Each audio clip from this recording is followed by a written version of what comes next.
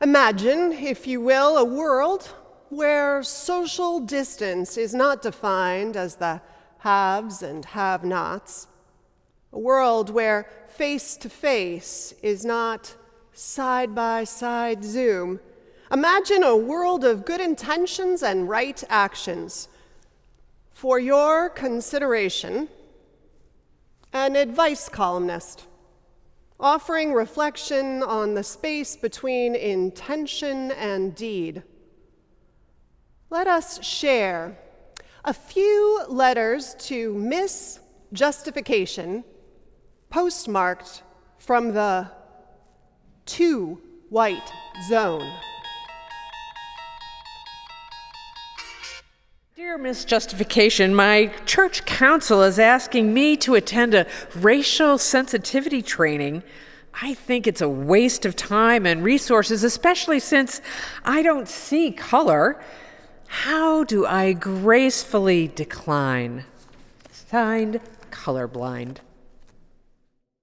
Dear Colorblind, if you don't see color, you must have a hard time navigating stoplights. But seriously, though, claiming that you don't see color reveals a lack of understanding about how race operates in our society. Pretending not to see race does not solve the problem of racism. Instead, it inhibits the fight against it. The racial sensitivity training that your church is asking you to attend is a good place to start, to understand our racially stratified society, and maybe even inspire you to work for change. Oh, and remember, the light on the top is red, means stop.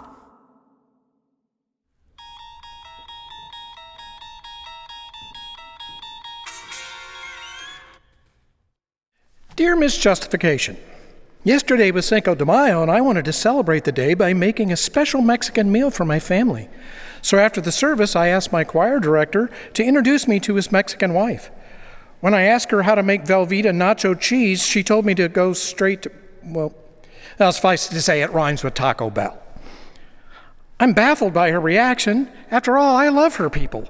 They make all those festive drinks. Signed, Chili Confusion. Dear Chili Confusion, as a general rule, it's never a good idea to try to relate to a new acquaintance with stereotyping and generalizations. It takes time to get to know an individual and develop a respectful relationship. Your letter leaves no doubt that you are drawn to Mexican culture. Unfortunately, you have been exposed to it through the pernicious lens of racist cultural appropriation. I'm pretty sure that Velveeta nacho cheese has never been a part of authentic Mexican cuisine. Communicating with people from different regions and cultures can be exciting and enriching, but I would encourage you to do some reading about Mexico, and please, tread lightly, be respectful, and listen humbly when encountering any human being you know nothing about. It's okay to learn about culture by reading a book. Just make sure it's not a cookbook.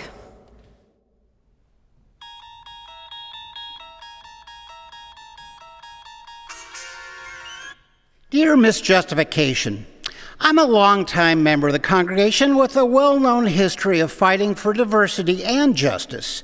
Recently, I learned the People of Color group had a potluck that wasn't open to the congregation at large. I'm white and I feel very uncomfortable with this. I feel marginalized and more than a little betrayed. Is this what reverse discrimination feels like? Signed, Whiteout. Dear Whiteout, people of color and white people certainly have work to do to repair the damage caused by racism. But some of the work needs to be done separately. A gathering like the potluck is a place where people of color can be the main focus of attention, while they work out shared experiences and traumas with their peers in a physically and emotionally safe environment. Mixed gatherings have a completely different purpose and dynamic, and truth be told, often devolve into debate and defensiveness fueled by white-centeredness. You can help the healing along by deepening your spiritual practice to include learning more about institutionalized racism and unconscious biases that affect people of color. After all, how often do you ask yourself whether people of color are in group photos or events you attend? Finally, reverse discrimination is a myth that implies that the playing field is level, a clearly absurd notion that could use some erasing with some real whiteout.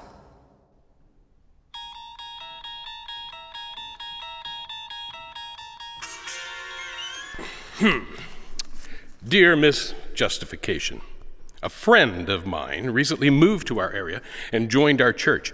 After a service I found particularly uplifting, she confided in me that she's finding it more than a little difficult than she had expected to be one of our only few persons of color in the congregation. I was very surprised when she told me this because ours is a liberal religion. I reminded her that we have a rich history of being at the forefront of every human rights movement, starting with the abolitionists. As a matter of fact, you may know one of our former pastors, John Behrens, has written a book on the subject. Anyway, this only seemed to make her withdraw more, and she told me that she misses her community and culture. I'm at a loss. How can she feel lonely when she's surrounded by so many well-intentioned people? Signed, E pluribus unum. Dear E pluribus unum, while you are surrounded by friends that look and sound like you, your friend is doing a great deal of emotional labor just to stay in the same place. Navigating the too white zone is exhausting to marginalized and underrepresented people. No matter how liberal or inclusive the congregation believes itself to be, working so hard just to maintain and create an insurmountable barrier between your friend and her religion. Though your church's history is totally woke, your friend's alienation is an indicator that there is plenty of work to do today to make your congregation a place where people of color can feel included. Numbers matter. Perhaps the time has come to create more pluribus and less unum. Imagine, if you will, a world filled with people on a responsible search for truth and meaning, who affirm the worth and dignity of every person doing the work of promoting justice and equity and compassion. These letters went to a Miss Justification, but she's not alone.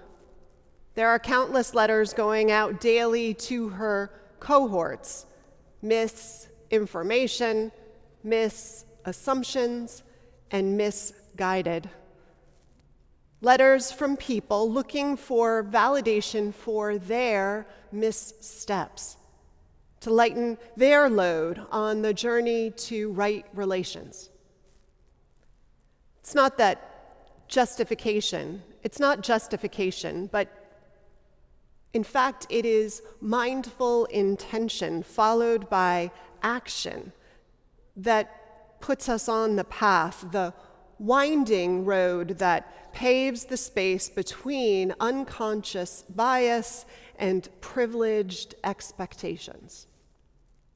There is a signpost up ahead for all who will heed it, lit by spiritual and life practices of learning that signals the way out of the too white zone.